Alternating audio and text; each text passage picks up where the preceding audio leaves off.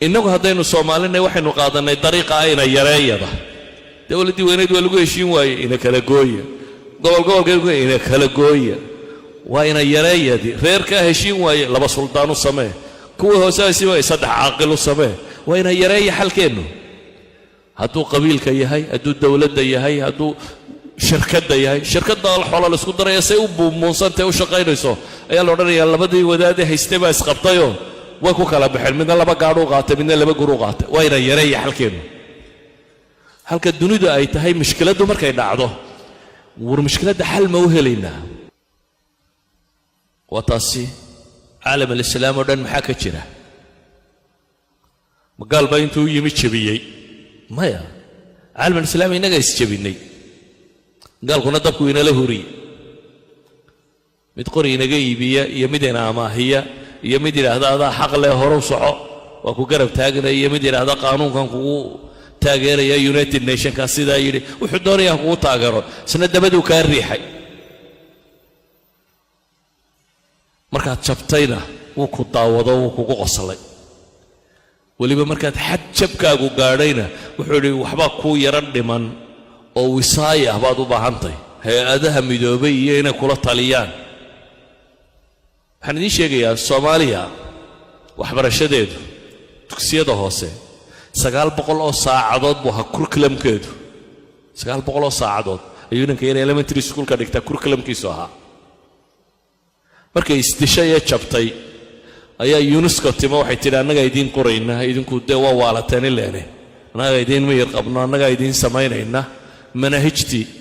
laakiin caqligiinnu rehabilitation buu u baahan yahay ma qaadi kartaane 540 saacadood baanu idinka dhigaynaa 540 saacadood syllabus ku salaysan ayaanu idin siinaynaa si aad wax u barataan idan markaad jabto waa lagu talinayaa si kastaba waa lagu talinayaa ilaahay aayadda markuu inoo tilmaamay war waa daciifaysaan oo awoodiinnuna waa tegaysaa oo cadowgii baa idinka faa'iidaysanaya ha isqabanina ayaa haddana aayadda waxa lagu gabagabeeyey u fiirso wasbiruu ina allaha maca asaabiriin baa la yidhi dadku markay wada joogaan bini aadamku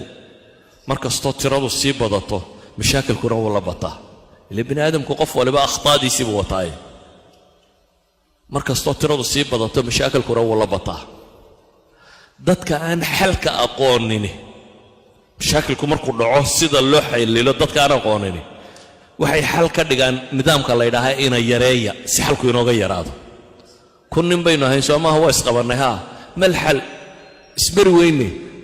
400 iyo 600 inoo kala jabiya marka nin waliba gruubkiisu ku farxaya waa inta isku ra'yiga haya mushkiladii la soo yaraanaysa ilaa gruubkani markay hadhow isqabtaan maxaa xal ah waa ina yareeyadide inoo kala jeex weeyaan gooso intaadana intaydan goosanaya 200 baan na qaataa 300 ama 400 qaado ina yareeyay xal ka dhigaan dadkaan aqoonta lahayn bini aadamka si aqalku ku dambeeyay fikraya waxay dhahdaan ay mushkilad timaada solution bay leedahay xal raadino mufaawadaadka aan badino wada hadalka aan badino xal aan raadino there should be a solution wa inuu jiraa wado mushkiladda lagu xalili karaa saadaradeed innagu haddaynu Soomaalina waxaynu qaadanay dariiqa ayna yareeyada dawladii weyneed waa lagu heshiin waayay ina kala gooya gobolkeedu ina kala gooya waa ina yareeyadi reerka heshiin waayay laba sultaan u samee kuwa hoosaasi waa saddex caaqil u samee waa ina yareeya xalkeenu hadduu qabiilka yahay hadduu dawladda yahay hadduu shirkadda yahay shirkadda xoolo la isku daraya say u buumuunsantay u shaqaynayso ayaa la odhanayaa labadii wadaadee haystay baa isqabtayoo way ku kala baxeen midna laba gaadh u qaatay midna laba gur u qaatay waa ina yareeya xalkeenu halka dunidu ay tahay mushkiladdu markay dhacdo war mushkiladda xal ma u helaynaa ma jirtaa solution aan kaga bixi karnaa qaab aynu horo wixeenan xooggeeno inaan kala dirin inta mushkiladda ma ka saari karnaa meesha tan aqligu saas u ahaa qumaniinu keeno laakiin inaga aqligeenu wuxuu keenay de baadiyaynu iskaga nooleen baadiyaha marka la isqabto dee gabadhun baa la yidhaahdaa naa awrka ii qabo intaad heeryada saarto waxaa ku gurato ayaa dabeetana bannaanka ilaahay kale ay baad isaga guuraysaa ilaa waa dhul wada bannaan buu ahayo meeshaad doontaa iska degaysa caqligii guuritaanka ahaa baa inagu jira oo ah